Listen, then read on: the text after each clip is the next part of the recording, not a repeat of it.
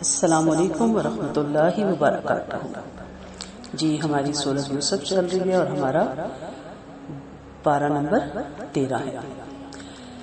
جیسا کہ آپ نے پیچھے کمپلیٹ کیا پارہ نمبر 12 اور اس کے جو آخری ہم آیتیں پڑھ رہے تھے اس میں آپ نے دیکھا کہ عزیز مصر کی بیوی نے اپنی غلطی ایکسیپٹ کی۔ یہ بہت بڑی بات ہوتی ہے، یہ سنت آدمیت ہے۔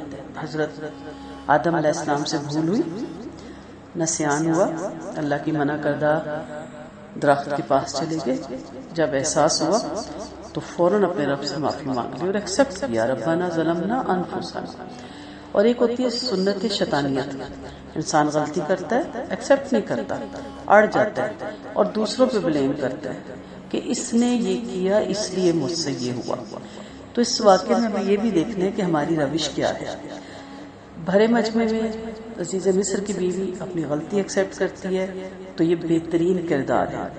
دوسرے کی یعنی جو بھی غیبت ہوئی یا دوسرے کی جو بھی عزت پہ حرف آیا اس سب کی تلافی ہو جاتی ہے اور اپنی کمزوری کا اظہار بھی کرتی ہے۔ تو ایسے لوگوں کی توبہ بھی اللہ قبول فرماتا ہے اور ایسے لوگ دوسروں کو پسند بھی آتے ہیں کہ ہاں ایز انسان اس سے غلطی ہو گئی لیکن اس نے اس غلطی کو ایکسیپٹ کیا، نہ کہ اڑا اور دوسرے پہ بلیم ڈالا۔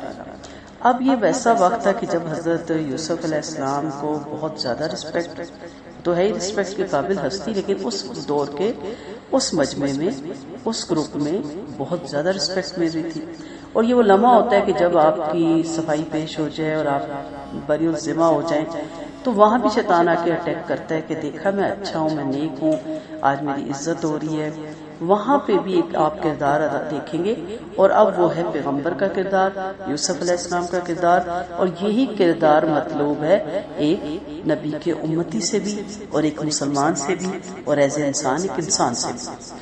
سپارے کے آغاز میں ہی آتا ہے وَمَا أُبَرِّئُ نَفْسِي إِنَّ النَّفْسَ لَأَمَّارَةٌ بِالسُّوءِ إِلَّا مَا رَحِمَ رَبِّي إِنَّ رَبِّي غَفُورٌ رَحِيمٌ۔ اور میں اپنے آپ کو بری نہیں سمجھتا، دل تو برائی پہ ابھارتا ہی رہتا ہے مگر جس پر اللہ رحم فرمائے، یقیناً میرا رب بڑا ہی درگزر کرنے والا، خطا پوشی کرنے والا اور مہربان ہے۔ نفس برائیوں کی جڑ ہے، یہ بھی یوسف علیہ السلامی کا قول ہے کہ میں یہ دعویٰ نہیں کرتا کہ میں ہر طرح سے پاک ہوں، میں ہر عیب سے پاک ہوں، کیونکہ دل تو ایسا ہے جس میں خیالات آتے ہی رہتے ہیں۔ عورت نے مجھے تنہائی میں ورغلایا، میرے نفس میں بھی یہ کوئی خیال آ سکتا تھا، کیونکہ نفس تو انسان کو برائی پہ ابھارتا ہے، مگر مجھ پر اللہ کی خاص مہربانی ہوئی کہ اس نے میرے دل کو ان خیالات سے بری الذمہ رکھا اور بری ذمہ رکھا، اور اگر وہ اس سے مجھے نہ بچاتا تو میں اس میں خدا نہ خواستہ اس کی طرف جھک جاتا۔ تو یہاں پہ انہوں نے اس چیز کو اپنے رب کی طرف کہا کہ ھذا من فضل ربی، تو نیکی کا حکم اور برائیوں سے بچانے والی اللہ ہی کی ذات ہے۔ اگر آپ نیک ہیں، آپ اچھے ہیں تو اس کی توفیق ہے کہ اس نے آپ کو کسی کی دعاؤں کے رزلٹ میں آپ کو ان برائیوں سے بچا رکھا اور نیکیوں کی توفیق دی ہوئی ہے۔ لیکن اس کا یہ مطلب نہیں کہ آپ ہر دوسرے بندے کو خطا کر کے اور اپنی اس خوبی کو جگہ جگہ بیان کریں۔ تو نفس امارہ آمادہ کرنے والا نفس نیکی پہ بھی آمادہ کرتا ہے، برائی پہ بھی آمادہ کرتا رہتا ہے۔ لفظ لوامہ ہے، پھر ملامت کرتا ہے، اگر نیکی میں کمی ہو جائے تو بھی ملامت کرتا ہے کہ یہ نیکی تو مزید اب کر سکتے تھے، ہاتھ سے تم نے گوا دی، اور برائی پہ بھی ملامت کرتا ہے کہ یہ کیوں کی، گلٹ فیل ہوتی ہے۔ ٹھیک ہے، پھر تیسری کنڈیشن ہوتی ہے نفس مطمئنہ، انسان توبہ کر کے یا نیکسٹ اچھے کام کر کے اپنے آپ کو نیکی کی راہ پہ دوبارہ کھڑا کرتا ہے اور بدی کی راہ سے روکتا ہے، اور یہ وہی نفس مطمئنہ ہے، اللہ ہم سب کو نصیب کرے، جو ہمیشہ نیکیوں پہ ٹھکا رہتا ہے اور برائیوں کے کھٹکا اس کے اندر رہتا ہے اور اس سے بچنے کی کوشش کرتا ہے، جس کے بارے میں سورۃ فجر میں آیتیں ہیں۔ اللہ تعالیٰ فرماتے ہیں یا ایتھا النفس المطمئنہ ارجعی الی ربک راضیۃ مرضیہ فادخلی فی عبادی فادخلی فی جنتی۔ وقال الملأ ائتوني به استخلصه لنفسي فلما كلمه قال انك اليوم لدينا مكين امين اور بادشاہ نے حکم دیا کہ اسے میرے پاس لے آؤ تاکہ میں اسے اپنے خاص کاموں پہ مقرر کر دوں۔ پھر جب اس نے آپ سے گفتگو کی تو بولا تو آج تو میرے نزدیک تو معزز اور معتبر ہو۔ آپ نے درخواست کی کہ مجھے مالک کے خزانے کا حاکم بنا دیجیے کیونکہ میں محافظ اور واقف کار ہوں۔ جب بادشاہ مصر کی نگاہ میں یوسف کی پاک دامنی ثابت ہوگی اور آپ پر جو الزام تھا وہ غلط ثابت ہوا تو بادشاہ نے حکم دیا کہ انہیں میرے پاس لاؤ، یہ قابل قدر آدمی اور بڑا ہی معتبر اور دانا ہے، میں انہیں اپنے خاص مشیر بنانا چاہتا ہوں۔ جب بادشاہ نے آپ سے گفتگو کی اور آپ کی فراست اور دانائی کو، آپ کی تدبر اور دور اندیشی کو، آپ کے حسن اور جمال کو اور علم اور کمال اور آپ کے اخلاق حمیدہ کو پہچان گیا اور آپ کی عزت افزائی کرتے ہوئے بولا کہ آپ ہماری نگاہ میں لائق ادب اور احترام اور بہت معتبر ہیں۔ یوسف علیہ السلام بولے جب آپ مجھے امین اور معزز سمجھتے ہیں تو مجھے وزارت خزانہ کا منصب عطا فرما دیجیے کیونکہ میں امین ہونے کے ساتھ ساتھ پوری نگرانی بھی کروں گا اور اپنے علم کے مطابق ایسی تدبیریں اختیار کروں گا جس سے ملک میں آنے والے خوفناک قحط کی تباہی سے ہم بچ سکتے ہیں۔ اس سے پتہ چلتا ہے جب کسی کے حالات سے کوئی انجان ہوتا ہے تو اسے بقدر ضرورت اپنی خوبیاں بیان کرنی جائز ہے۔ آپ نے بادشاہ کے سامنے عوام کی خدمت کے جذبے کا بھی اظہار کیا اور یہ بھی یقین دلایا کہ میں اپنے فرائض پوری طرح ادا کروں گا اور لوگوں کو آپ کی ذات سے فائدہ بھی پہنچاؤں گا۔ تو اس سے پتہ چلتا ہے کہ اگر آپ میں کوئی کوالٹی ہے، کوئی خوبی ہے، آپ اپنی ملت کے لیے، قوم کے لیے، امت کے لیے کوئی کام کر سکتے ہیں تو خود بتائیں کیونکہ دوسرا لیڈر یا دوسرے نہیں جان سکتے بعض دفعہ، اور آپ بہت کچھ کرنا چاہتے ہیں اور جھجک کی وجہ سے کہہ نہیں پاتے، کہیں بتائیں تاکہ آپ کے اندر جو اللہ نے کوالٹی اور گٹس ڈال کے بھیجے ہیں ان سے عوام الناس کو بھی اور قوم کو بھی، ملت کو بھی اور امت کو فائدہ پہنچے۔ وَكَذَلِكَ مَكَّنَّا لِيُوسُفَ فِي الْأَرْضِ يَتَبَوَّأُ مِنْهَا حَيْثُ يَشَاءُ۔ اس طرح ہم نے اس ملک میں یوسف کے قدم جما دیے کہ آپ اس میں جہاں چاہے رہیں، ہم جسے چاہے اپنی رحمت پہنچانا چاہتے ہیں پہنچا دیتے ہیں اور ہم اخلاص پسندوں کا صلہ برباد نہیں کرتے۔ واقعی آخرت کا صلہ ان کے لیے بہت بہتر ہے جو ایمان والے ہیں اور اللہ سے ڈرتے رہتے ہیں۔ یوسف کے بھائی آ کر آپ کے پاس پہنچے، آپ انہیں پہچان گیا اور وہ آپ کو نہ پہچان سکے تو فرمایا اپنے بھائیوں کو بھی، اپنے دوسرے بھائی کو بھی لانا، اور جب آپ نے انہیں ان کا سامان مہیا کر دیا تو کہا کہ کیا تم دیکھتے نہیں کہ میں نائب میں پورا دیتا ہوں، بہترین میزبان بھی، اگر تم اسے میرے پاس نہ لائے تو تمہارے لیے میرے پاس ناپ نہیں ہوگا بلکہ میرے پاس بھی نہ آنا۔ بھائی نے جواب دیا ہم اس کے بارے میں اپنے والد کو خوشامد کریں گے اور اس بارے میں پوری کوشش کریں گے کہ آپ نے اپنے نوجوان نوکروں سے کہہ دیا کہ ان کی رقم کی بوریوں میں رکھ دو تاکہ جب یہ اپنے گھر والوں کو واپس جائیں اور اس رقم کو پہچان لیں تو امید ہے کہ لوٹ کر آئے۔ اب وہ وقت آ گیا جب قحط پڑ گیا، مصر کے علاوہ ان کے تمام جگہوں پہ قحط پڑا، تمام لوگ اپنے گھروں سے مال لے کے، اشرفیاں لے کے، اپنے زیورات لے کے آتے تھے اور یہاں آ کے جمع کروا کے اس کی جگہ اناج لے کے جاتے تھے۔ اس قحط کے دنوں میں جو تدبیر یوسف علیہ السلام نے استعمال کی اس کا یہ فائدہ ہوا کہ کنعان کے شہر کے لیے بھی جہاں یعقوب رہتے تھے وہاں بھی قحط سب کچھ ہوا لیکن مصر میں قحط نہیں پڑا۔ اب دور دراز سے لوگ آنے لگے، ان میں ان کے بھائیوں کا بھی قافلہ آیا کیونکہ ایک عمر ہوتی ہے جس میں ٹھہر جاتی ہے عمر ایک وقت میں اور کافی سال اس جگہ ٹھہری رہتی ہے تو بندہ پہچانا جاتا ہے۔ تو یہ اپنے بھائیوں کو پہچان گئے اور وہ یوسف کو اس نے نہیں پہچان سکے کیونکہ جب یوسف کو انہوں نے کنویں میں گرایا تھا تو اب بالکل کم عمر تھے، کسی جگہ 7 سال کی اور کسی جگہ 14 سال کی روایت ملتی ہے، واللہ علم۔ اب یہ ینگ ہو چکے تھے، 40 سال کی خوبصورت عمر کو پہنچے ہوئے تھے، یہ اپنے بھائی کو نہیں پہچان سکے۔ انہوں نے بہت اچھا معاملہ کیا، بہت اچھی مہمان نوازی کی، بہت اچھا خدمت مدارت کی۔ جب انہوں نے دیکھا کہ یہاں کا بادشاہ بڑا پولائٹ ہے، بڑا ہمدرد ہے تو انہوں نے کہا ایک بھائی ہمارا بوڑھا باپ گھر میں ہے، ان کے حصے کا بھی ہمیں غلہ دے دیں، ہم بہت دور سے سفر کر کے آئے ہیں۔ تو آپ نے موقع غنیمت جانا اور کہا ہم غائب کو تو نہیں غلہ دیتے، ہاں اگر اس کو ساتھ لاؤ گے تو ہم اسے دیکھیں گے، ہمیں یقین آئے گا، ہم غلہ دے دیں گے۔ انہوں نے کہا ٹھیک ہے ہم ایسا کریں گے نیکسٹ، اور ساتھ ہی اپنے نوکروں سے کہا جو یہ پونجی لائے ہیں وہ واپس رکھ دو، ایسا نہ ہو کہ غربت کی وجہ سے، سفید پوشی کی وجہ سے ان کے پاس یہ آخری پونجی ہو اور پھر ان کے پاس کچھ ہو ہی نہ لانے کے لیے اور وہ آئی نہ۔ اس طرح جب اپنی پونجی دیکھیں گے تو ان کے پاس ایک موقع ہوگا کہ دوبارہ اس رقم کو لے کر آئیں گے اور اس بہانے میرا بھائی بھی ساتھ آ جائے گا۔ فلما رجعوا الى ابيهم قالوا يا ابانا منع منا الكيل فارسل معنا اخانا نقتل وانا له لحافظون۔ پھر جب وہ واپس آ کر اپنے باپ کے پاس پہنچے تو بولے ابا جان غلہ ہم سے روک لیا گیا، آپ ہمارے ساتھ ہمارے بھائی کو بھی بھیج دیں تاکہ ہم غلہ لا سکیں، ہم اس کی پوری نگرانی کے ذمہ دار ہیں۔ فرمایا مجھے اس کے بارے میں تمہارا وہی اعتبار ہے جو اس سے پہلے اس کے بھائی کے بارے میں تھا، اب اللہ ہی سب سے بہتر محافظ ہے اور وہی سب سے زیادہ مہربان ہے۔ یعنی یعقوب علیہ السلام نے فرمایا کیا تم اس غریب کے ساتھ بھی وہی کرنا چاہتے ہو جو یوسف علیہ السلام کے ساتھ کیا؟ اور انہیں معلوم تھا کہ پہلے بھی اس کی حفاظت نہیں کر سکے، اور انہوں نے ہیلے بنا کے کہا کہ یوسف علیہ السلام کو بھیڑیا کھا گیا، تو اس لیے انہوں نے کہا کہ میں اب تم پہ اس کا اعتبار کرنے سے قاصر ہوں۔ اور جب انہوں نے اپنا سامان کھولا تو اپنا مال بھی پایا جو انہیں لوٹا دیا گیا تھا۔ بولے ابا جان ہمیں کیا چاہیے، یہ ہمارا مال ہے جو واپس کر دیا گیا، ہم اپنے گھر والوں کے لیے اناج لائیں گے، اپنے بھائی کی حفاظت بھی کریں گے، اور ایک اونٹ کا بوجھ زیادہ بھی مل جائے گا، یہ اناج تو تھوڑا سا ہے، فرمایا اسے میں کبھی ساتھ نہیں بھیجوں گا جب تک کہ تم اللہ کو گواہ کر کے مجھ سے وعدہ نہ کر لو کہ تم اس کو میرے پاس یقیناً واپس لے کر آؤ گے، ہاں اگر تم سب گھیر لیے جاؤ تو یہ اور بات ہے۔ پھر جب انہوں نے عہد کر لیا تو آپ نے فرمایا ہماری باتوں پر اللہ گواہ ہے۔ وقال یا بنی لا تدخلوا من باب واحد فادخلوا من ابواب متفرقة وما اغنی عنکم من اللہ من شیء ان الحکم الا للہ علیہ توکلت وعلیہ فلیتوکل المتوکلون۔ چلتے ہوئے باپ نے اپنے بیٹوں کو نصیحت کی، فرمایا میرے بیٹوں شہر میں سب ایک ہی دروازے سے داخل نہ ہونا بلکہ کئی دروازوں سے الگ الگ داخل ہونا، میں اللہ کی طرف سے ہونے والی کوئی بات تم سے ہٹا نہیں سکتا، حکم اللہ ہی کا چلتا ہے، اسی پر میرا بھروسہ ہے اور اسی پر بھروسہ کرنے والوں کو بھروسہ کرنا چاہیے۔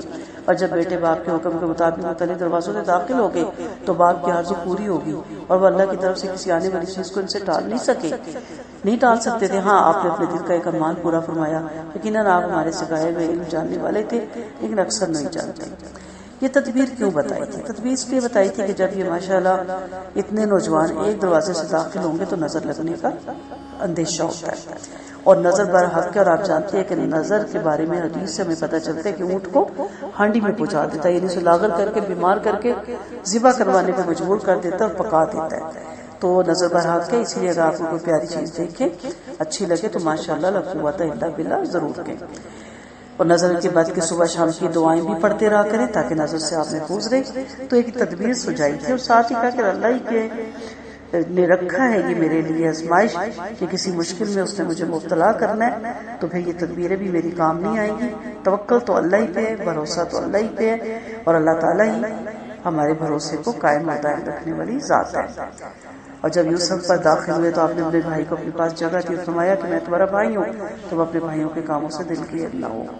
یعنی جب برادران یوسف کے پاس پہنچے اور ان کے ساتھ آپ کا حقیقی بھائی بنیامین بھی تھا، آپ نے انہیں بلا کر شاہی مہمانوں میں رکھا، ان کی خوب خاطر مدارت کی اور ان کے ساتھ بڑی محبت اور شفقت سے پیش آئے، اور اپنے حقیقی بھائی کو تنہائی میں بلا کر فرمایا بھائیوں کی باتوں سے دل میلا نہ کرنا، میں تمہارا بھائی یوسف ہوں، حق تعالیٰ کا مجھ پر انعام ہے، اس نے اس ملک کا مجھے حکمران بنایا، میرے ساتھ بھی بھائیوں نے یہی معاملہ کیا تھا، تم غم نہ کرو اور یہ راز بھی ان کے ظاہر نہ کرنے دینا، میں تم کو اپنے پاس ہی رکھنا چاہ رہا ہوں، انشاءاللہ کسی نہ کسی تدبیر سے عزت و احترام کے ساتھ اپنے پاس رکھ لوں گا، فکر نہیں کرنا۔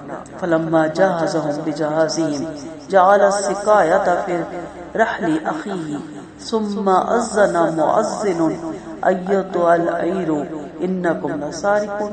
جب آپ نے انہیں ان کا سامان تیار کر دیا تو اپنے بھائی کے سامان میں پانی پینے کا کٹورا چھپا دیا، پھر ایک اعلان کرنے والے نے اعلان کیا کہ اے قافلے والو یقیناً تم چور ہو۔ ان کی طرف رک کر کے بولے تمہاری کیا چیز ہوگی؟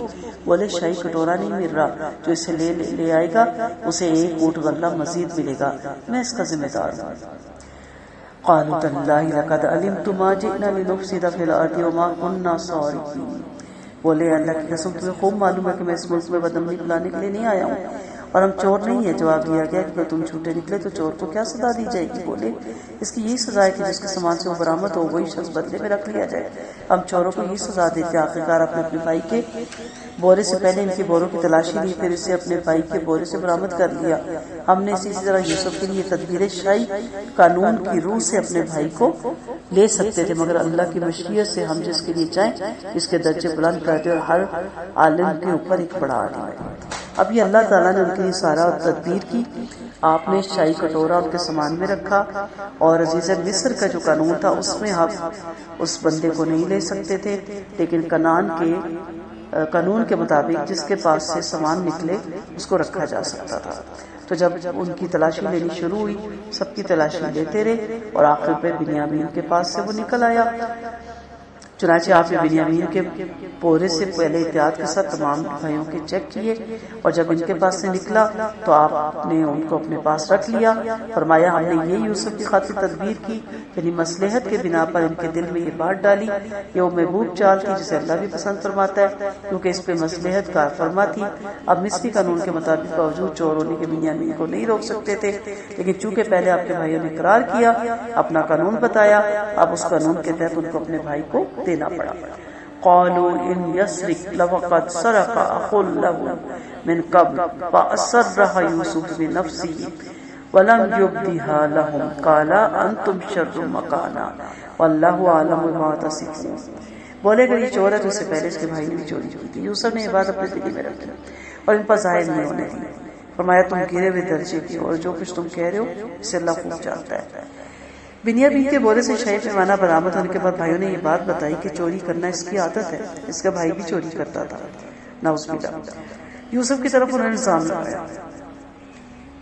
یوسف علیہ السلام کے بارے میں ایک کہانی مشہور تھی، ایک قصہ مشہور تھا کہ آپ پھپھی کے گھر پال رہے تھے، پھپھی کو آپ کو بہت سے پیار تھا، پھپھی آپ کو لے گئی تھی، اور جب مدت ختم ہوئی باپ لینے گیا، پھپھی کا دل نہیں تھا کہ بچے کو واپس بھیجیں، انہوں نے اپنی کوئی چیز اس کے سامان میں رکھ دی، اور جب باپ لے جانے لگا تو میں نے کہا میری ایک چیز گم ہے، میں سامان چیک کروں گی۔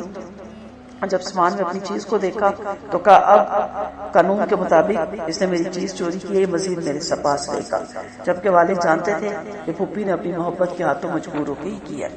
پھر ایک اور قصہ بھی مشہور ہے کہ انہوں نے اپنے ان کے نانا جو کہ اسلام پہ نہیں تھے، ان کا بت چوری کیا تھا اور چوری کر کے لا کے توڑ کے پھینک دیا تھا، واللہ اعلم۔ یہ دونوں کہانیاں آپ کے ساتھ مشہور تھی، تو سب اس کی حقیقت جانتے تھے، لیکن اس وقت انہوں نے کیا الزام لگایا کہ کوئی نئی بات ہے، اس کا تو بڑا بھائی بھی نعوذ باللہ چور ہے۔ یوسف علیہ السلام سن رہے تھے، دیکھ رہے تھے، جانتے تھے کہ یہ جھوٹ بول رہے ہیں، لیکن آپ نے فوراً اس کا ری ایکشن نہیں دیا اور خاموش رہے اور انتظار میں رہے کہ جب اللہ تعالیٰ ان پہ یہ ساری چیزیں کھول دے گا۔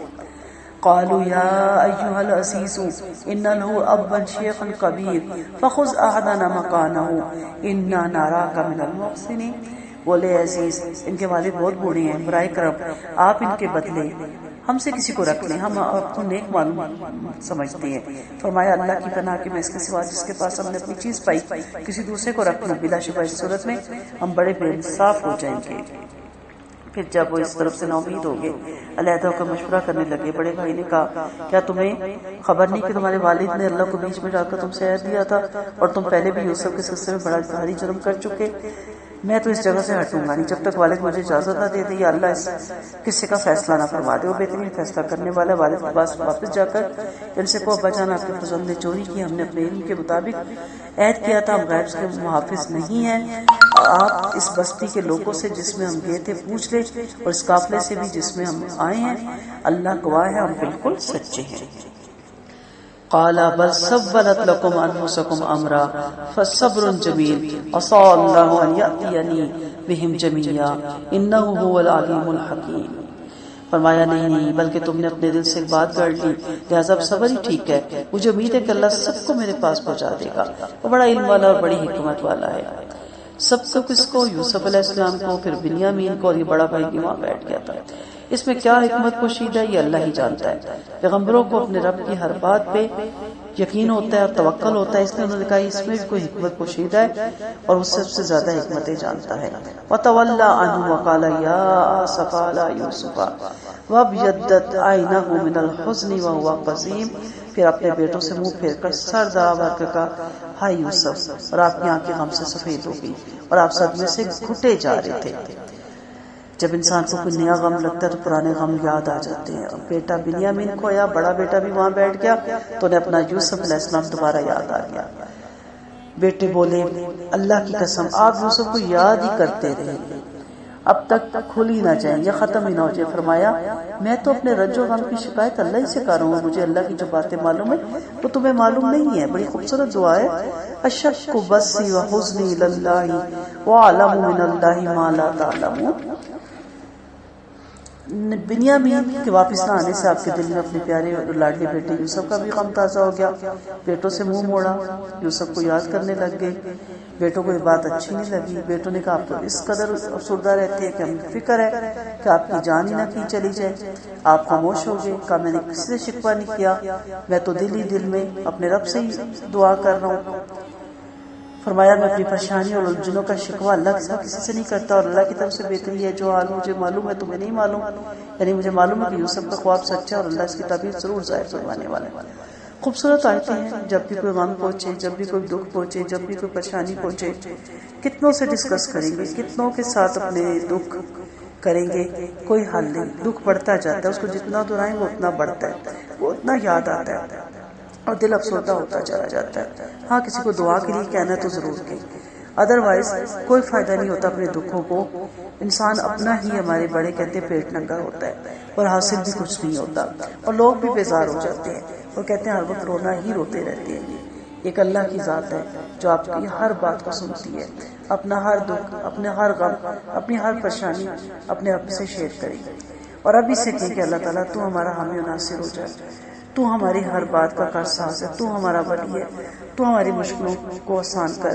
اسی پہ توکل کرنی چاہیے.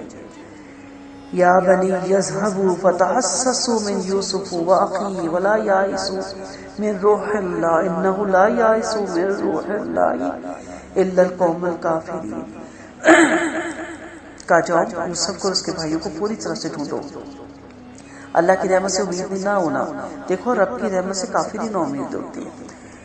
دنیا میں جو کچھ پہ ہے امپاسبل نہیں ہے، ناممکن نہیں ہے. اللہ نے جو یہاں چیزیں بھیجی اس کا سلوشن بھی بھیجا. اللہ نے غم بھیجا تو اس کی خوشیاں بھی بھیجی. اللہ نے ہر چیز کا حل یہاں پہ بھیجا ہے. کسی کبھی زندگی میں کوئی مشکل آ جائے تو اللہ سے دعا کرے اور اللہ کی بتائی ہوئی تدبیروں کے مطابق اس کو حل کرنے کی بھی کوشش کرے. بیماری آئے تو علاج میں جٹ جائیں، ساتھ ساتھ یاد شفا بھی پڑھیں، دعاؤں کا بھی کہیں اور پراپر اچھے ڈاکٹروں سے علاج بھی کریں. اس طرح اور بھی بہت سی بھی پریشانیاں زندگی میں آتی ہیں، ان کو ضرور سلوشن ڈھونڈیں. کوئی پریشانی آخری نہیں ہوتی، کوئی خوشی بھی آخری نہیں ہوتی، کوئی گناہ بھی آخری نہیں ہوتا اور کوئی غلطی بھی بانج نہیں ہوتی. ایک غلطی کے بعد دوسری غلطی جنم لیتی رہتی ہے. اپنے رب سے کبھی مایوس نہ ہو. اس کی رحمت کے دروازے ہمیشہ کھلے رہتے ہیں، اس کی بخشش کے دروازے بھی ہمیشہ کھلے رہتے ہیں. تو اپنے رب سے دعا مانگے. مایوسی کفر ہے. یعنی کفر کیوں ہے کہ آپ سمجھتے ہیں کہ میری یہ جو تکلیف ہے اس سے مجھے رب کی ذات نعوذ باللہ نکال نہیں سکتی.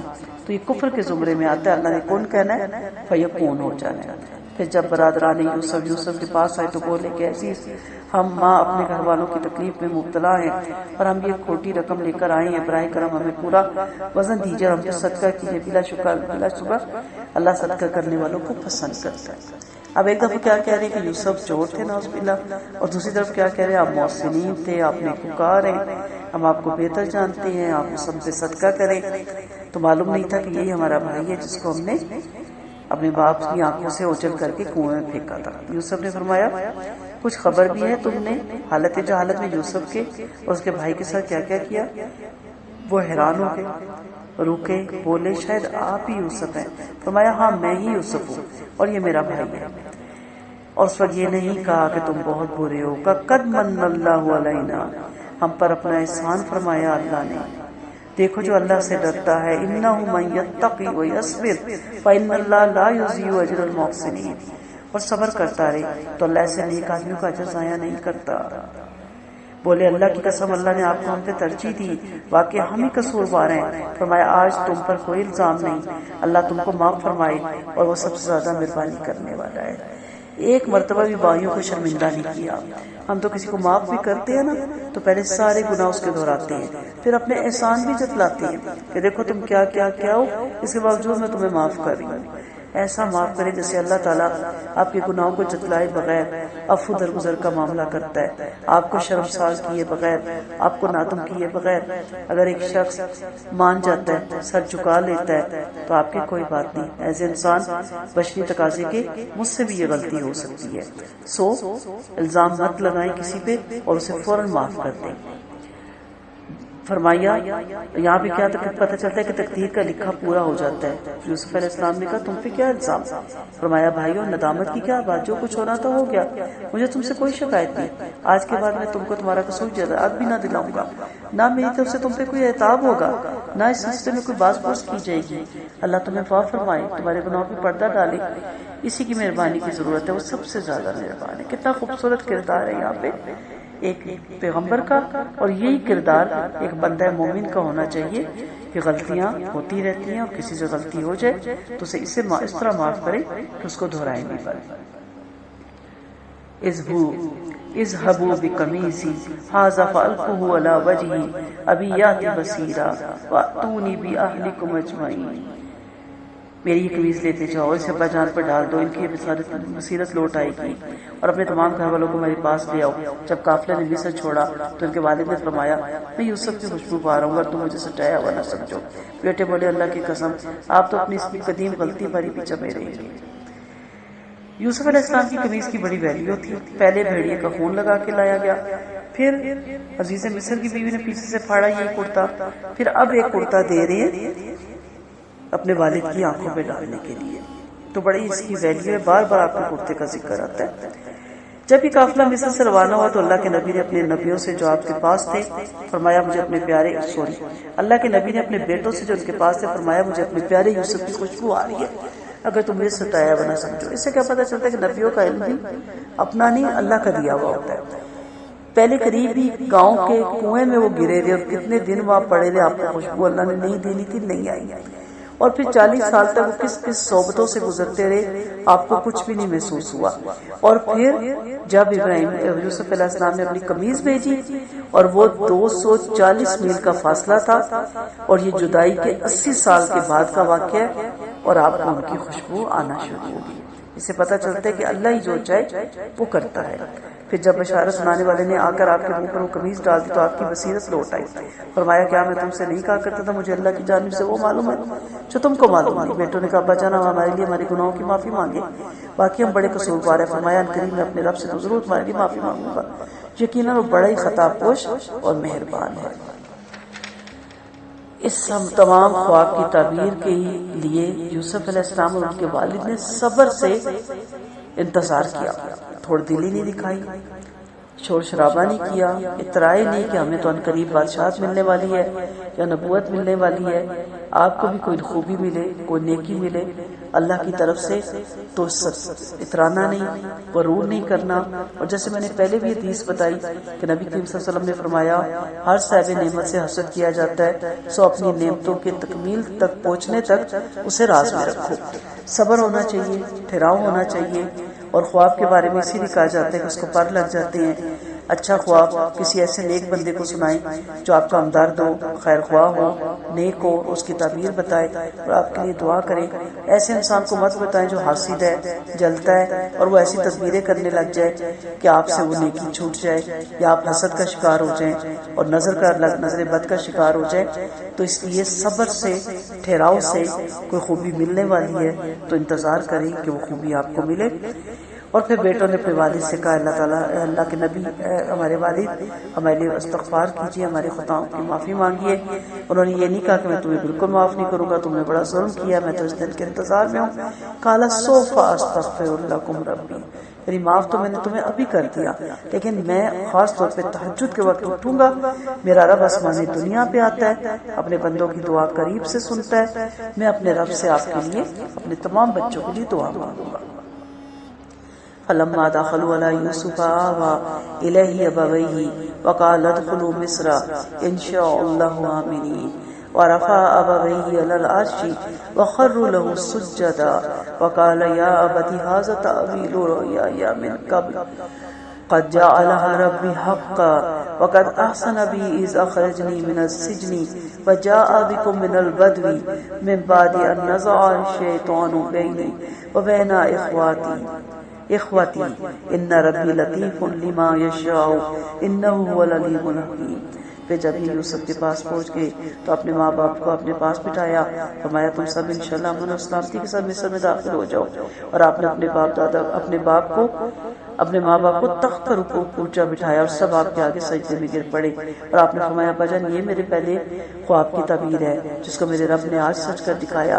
اللہ نے مجھ میں بڑا احسان کیا جب سے اس نے مجھے قید خانے سے رہائی کی، اور تم لوگوں کے اس فساد کے بعد جو شیطان نے مجھ میں اور میرے بھائیوں میں ڈال دیا تھا دیہات سے لے آیا۔ بلا شبہ میرا رب جو چاہتا ہے اس کی بہترین تدبیر کرتا ہے، وہ بڑے علم والا اور بڑی حکمت والا ہے۔ اس وقت یوسف کی والدہ زندہ تھی، جس سے کہ قرآن کے انداز بیان سے معلوم ہوتا ہے، اور یہ کہنا کہ یعقوب کے ساتھ آپ کی خالہ آئی تھی، والدہ فوت ہو چکی تھی، ٹھیک نہیں۔ کچھ روایت میں یہ بھی کہا جاتا ہے آپ کی والدہ تھی، آپ کے والد تھے، آپ نے انہیں تخت پہ بٹھایا، تمام بھائی فوراً سجدے میں گر گئے۔ سجدہ تعظیمی تھا، عبادت کا سجدہ نہیں تھا، اور آپ جانتے ہیں پہلی شریعتوں میں سجدہ تعظیمی جائز تھا۔ نبی کریم صلی اللہ علیہ وسلم نے آ کے اس سجدے کو ہمیشہ کے لیے ختم کیا، کیونکہ آپ صلی اللہ علیہ وسلم آخری نبی ہیں، شریعت مکمل ہو گئی ہے۔ حدیث میں بھی ہے کہ معاذ شام گئے تو آپ نے دیکھا کہ لوگ اپنے پادریوں کو سجدہ کرتے ہیں، واپس آ کے کہا یا رسول اللہ آپ زیادہ حقدار ہیں کہ ہم آپ کو سجدہ کریں بنسبت ان پادریوں کے۔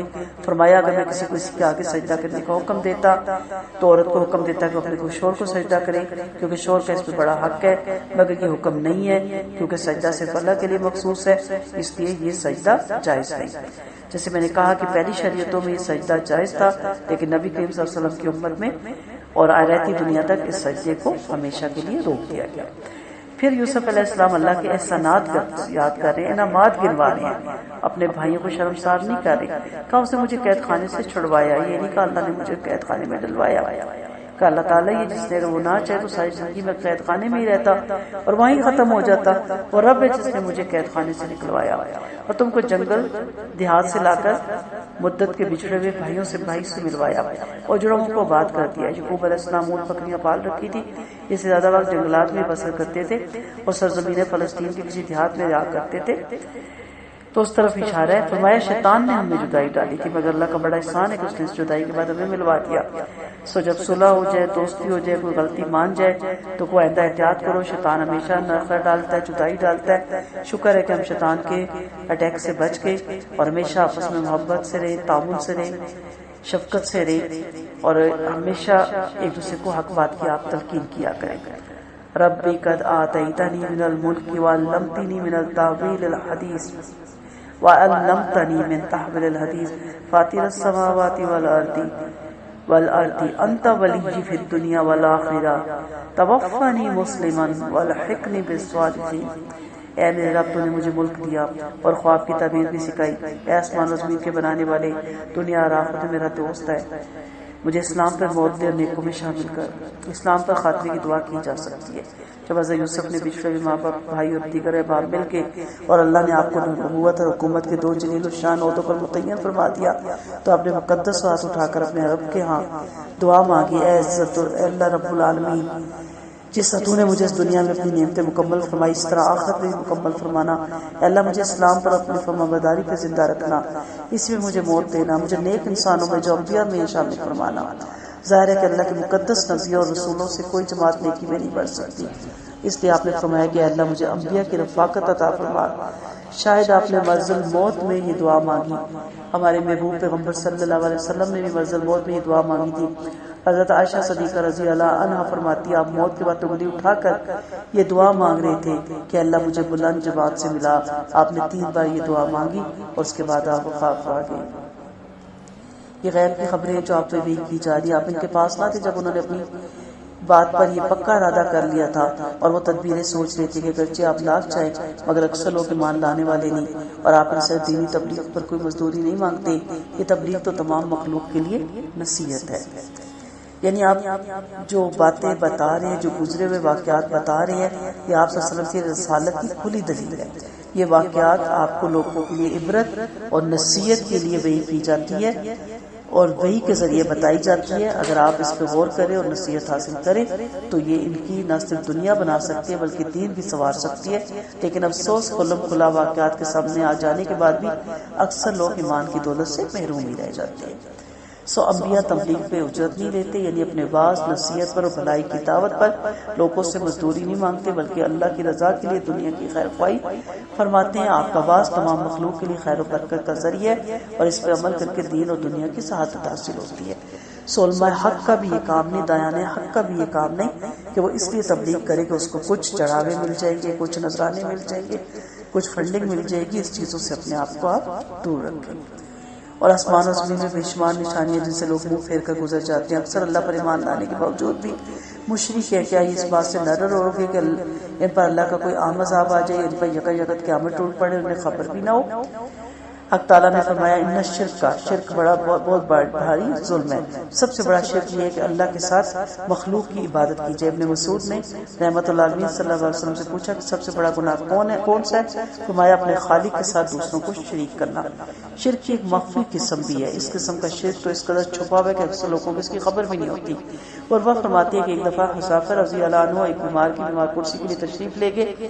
آپ نے اس کے بازو پر ایک ڈورا بندھا ہوا دیکھا، فرمایا اسے توڑ دو اور الگ کر دو۔ فرمایا اکثر لوگ باوجود مومن ہونے کے مشرک ہی رہتے ہیں، جب تم مومن ہو تو مشرک کیوں بنے بیٹھے ہو؟ آپ صلی اللہ علیہ وسلم نے فرمایا جس نے غیر اللہ کی قسم کھائی وہ مشرک ہے۔ آپ کا فرمان ہے جھاڑ پھوک، تویز، گنڈے اور منتر جنتر شرک کی ایک قسم ہے۔ ریاکار بھی مشرک ہے۔ آپ صلی اللہ علیہ وسلم نے فرمایا مجھے تم میں سب سے زیادہ چھوٹے شرک کا خوف ہے۔ صحابہ نے فرمایا اے اللہ کے رسول چھوٹا شرک ہے؟ فرمایا ریاکاری۔ جب قیامت کے دن لوگوں کے عملوں کا بدلہ دیا جائے گا تو اللہ فرمائے گا اے ریاکارو تم انہیں سے اپنے عملوں کا ہدیہ مانگو جن کے دکھانے کے لیے تم نے عمل کیے تھے، اور دیکھو تم کو دیتا ہے کہ نہیں۔ اللہ کے عذاب سے ہر وقت ڈرتا رہنا چاہیے۔ کیا یہ مشرک بے خبر ہے کہ اللہ کے عام عذابوں سے نہ ڈریں؟ فرمایا آمینہ الذین، یعنی آگے بھی آیت آئیں گی کیا گناہ کرنے والے اس بات سے بے خوف ہو گئے کہ اللہ انہیں بے خبری کی حالت میں زمین میں دھسا دے یا ان پر اپنا عذاب بھیج دے یا انہیں سوتے میں پکڑ لے، کیونکہ وہ اللہ کو ہرانے والے نہیں، یا انہیں چکنا کر کے پکڑ لے۔ یاد رکھو تمہارا رب اپنے بندوں پر بڑا ہی مہربان اور شفیق ہے، اسی لیے ان کو ڈھیل دے رکھی ہے۔ قل هذه سبیلی ادعو الی اللہ علی بصیرۃ انا ومن اتبعنی وسبحان اللہ وما انا من المشرکین۔ فرما دے گی یہ تو میری راہ ہے، میں اور میرے ماننے والے پورے یقین اور اعتماد کے ساتھ اللہ کی دعوت دے رہے ہیں۔ اللہ پاک ہے اور میں شرک کرنے والوں میں سے نہیں ہوں۔ اور ہم نے آپ سے پہلے مرد ہی انسان بنا کے رسول بنا کر بھیجے جن پر ہم وہی بھیجتے ہیں۔ کیا مشرکوں نے دنیا میں چل پھر کر نہیں دیکھا کہ ان سے پہلوں کا کیسا عبرتناک انجام ہوا؟ واقعی اللہ سے ڈرنے والوں کے لیے آخرت کا گھر بہت ہی بہتر ہے۔ کیا پھر بھی تم عقل سے کام نہیں لیتے ہو؟ حتیٰ اذ استیئس الرسول وظنوا انہم قد کذبوا جاءہم نصرنا فنجی من نشاء ولا يرد بأسنا عن القوم المجرمین۔ حتیٰ کہ جب پیغمبروں نے آس توڑ دی اور یہ گمان کر لیا کہ جھوٹا کہا گیا تو ان کے پاس ہماری امداد پہنچ گئی، اور ہم نے جسے چاہا بچا لیا، اور ہمارا عذاب مجرموں سے ہٹایا نہیں جا سکتا۔ لقد كان في قصصهم عبرة لأولي الألباب وما كان حديثا يفترى ولكن تصديق الذي بين يديه وتفصيل كل شيء وهدى ورحمة لقوم يؤمنون۔ واقعی کے واقعات میں عقل والوں کے لیے بڑی بڑی نصیحت ہے۔ یہ قرآن کوئی گھڑی ہوئی بات نہیں بلکہ یہ اپنے سے پہلی کتابوں کو سچا بتاتا ہے اور ہر چیز کی تفصیل سے بیان کرنے والا ہے، اور ایمان والوں کے لیے ہدایت اور رحمت ہے۔ یعنی انبیاء کے قصوں میں، قوموں کے واقعات میں، مومنوں کے بچ جانے میں اور کافروں کے ہلاک ہونے میں ارباب ہوش کے لیے بڑی بھاری نصیحت ہے۔ قرآن گھڑا نہیں جا سکتا۔ فرمایا اس قرآن کی شان نہیں کہ کوئی سے گھڑ کے لے آئے، بلکہ یہ اللہ کی کتاب ہے جو تمام پہلی آسمانی کتابوں کی تصدیق کرتی ہے، ان کے صحیح کو غلط سے، حلال کو حرام سے اور سچ کو جھوٹ سے علیحدہ کرتی ہے، تعریف کو چھانٹ دیتی ہے، منسوخ احکامات بیان کرتی ہے، ہر چیز پر تفصیلی روشنی ڈالتی ہے، اور اس میں فرائض اور واجبات بھی ہیں، مستحب اور مباح بھی، حلال اور حرام بھی ہے، ظاہری اور باطنی خبریں بھی، اللہ کے اسماء اور صفات بھی ہیں، اللہ کی بے نظیر اور بے مثال ہونے کی سب تفصیل ہے۔ اس لیے یہ چشمہ فیض اور خیر مومنوں کے لیے سراپا ہدایت اور رحمت ہے۔ اس سے دلوں میں نور، ہدایت اور عقل مندوں میں صحت اور استقامت پیدا ہوتی ہے۔ ہم بھی اپنے عظیم معبود کے سامنے دست سوال کرتے ہیں کہ وہ ہمیں بھی دنیا اور آخرت میں انہی سعادت مند انسانوں میں شامل کرے، اور اللہ قیامت والے دن جب بہت سے لوگوں کے چہرے درخشاں ہوں گے، بہت سے چہروں پر کالک چھاری ہوگی، اللہ ہمیں بھی اپنے پاک اور نورانی بندوں میں شامل فرما کر سرخروئی سے مالا مال فرمائے، آمین ثم آمین۔